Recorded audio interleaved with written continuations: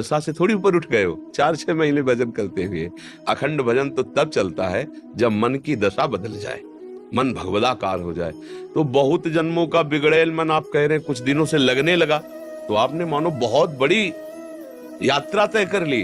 मन ही नहीं लगता, आपका लगने लगा, मतलब आपने उस पर अधिकार कर लिया है। अब धीरे धीरे आगे बढ़ जाएगा, धीरे धीरे अचंचल होने लगेगा, धीरे धीरे संकल्प विकल्प कम होने लगेंगे। हमें हारना नहीं है। गाहे न दूजी चाल। अब मन नहीं लग रहा तो चलो गंदी बातें सोचे, गंदी बातें करें, गंदी बातें देखें, गंदी बातें सुने, गंदे लोगों के बीच में बैठे, फिर बिगड़ जाएगा, फिर नहीं बनेगा। गाहे न दूजी चाल, लगे या ना लगे। हम कई बार सत्संग में बताया है कि नाम में स्वयं की एक अपार सामर्थ्य है।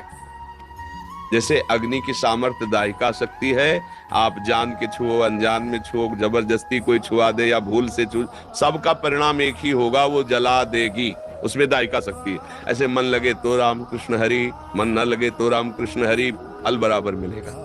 उसमें कोई भाव को भाव न खालसहु, नाम जपत मंगल दिस दसहु। इसलिए निरंतर नाम के प्रति तुम सुदृढ़ भाव रखो, भले न कर पाओ लेकिन भाव ये रखो कि मैं निरंतर जपूंगा, मन लगे या ना लगे, अशांति हो या शांति हो, दुर्गति हो या सदगति हो। अब एक बार तो मैं छक के नाम जप करके देखूंगा। संत जन कहते हैं, शास्त्र कहते हैं, क्या होता है एक बार देखूं। न जाने कितने जीवन हमने विषय भोगों में दिए, अब एक जन्म में भगवान के नाम, अभी अभी तूफान मच जाएगा। पर हम लोगों का क्या है कि निश्चय बहुत खिसड्डी स्वभाव है। अभी कह रहे ब्रह्मचर्य से चलेंगे, अभी कह रहे संयम से चल रहे हैं, और जहां सामने भोग आए तो सब भूल जाते हैं। संत बड़े विज्ञानानंद घन होते हैं। उनका तो आप हमें क्या मानते हैं? बोले गुरु। बोले हमारी कसम है, कल तुम इसी समय आना, मैं तुम्हें दूसरा मंत्र दूंगा जो बहुत चमत्कारिक है, पर अभी से लेके कल तक एक बार भी नाम मत जपना, ये तुम्हें हमारी कसम है। चलो निकलो। और वो ही बार तो पूर्वाभ्यास।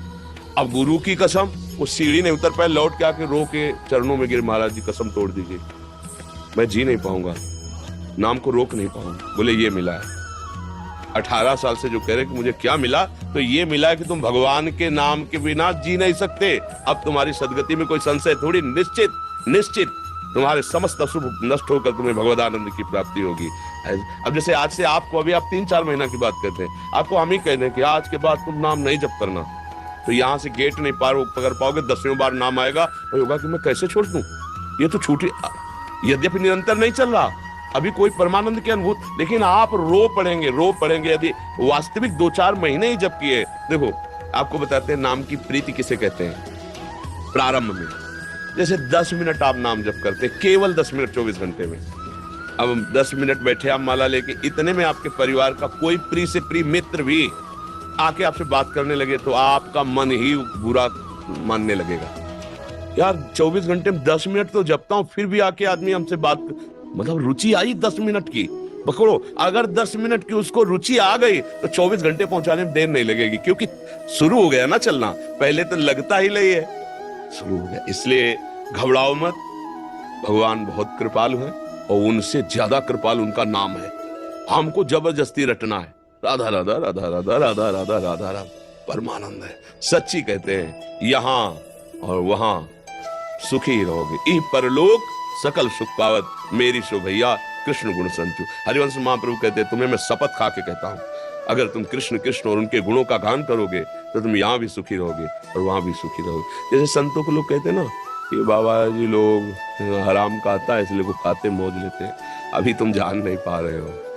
अगर आप आकर के देखो तो आपको पता चलेगा कि ये संत मार्ग कितना कठिन मार्ग है, क्योंकि इसमें बाहर से चोट तो दिखाई नहीं दे रही ना, अंदर प्रतिपल चोट है जिसे तुम जान ही नहीं सकते। जो पड़ा हुआ है वो खड़े हुए कि गिरने का चोट क्या जाने, क्योंकि तो पड़ा हुआ है ना, उसको पता ही नहीं ना। ये विषय विकार नाना प्रकार का आकर्षण जला कर राख करता है, और उसको शांत सहते हुए रोते हुए इस मार्ग में चलते हैं तो सारी सिद्धियां सारा वैभव त्रिभुवन का उनके चरणों में लौटता है। वो आराम का नहीं है। बोला भगवान के भक्तों को ऐसे शब्द जैसे अब सुनते हैं ना, कभी कभी कोई ऐसा बाबा जी लोग हैं, आराम ऐसे नहीं है। भगवान का उन्होंने जो भजन किया है, तपस्या की, चरणों का जो सेवन किया है, उसका ये ब्याज है, मूल नहीं। मूल में तो जो मिलेगा तुम देख भी नहीं पाओगे, ये ब्याज है। सारा जगत उनके सामने नमन करता है। क्यों नमन करता है? कि स्वयं स्वीकार करता है कि मैं वहां हार गया जहां तुम जीत गए।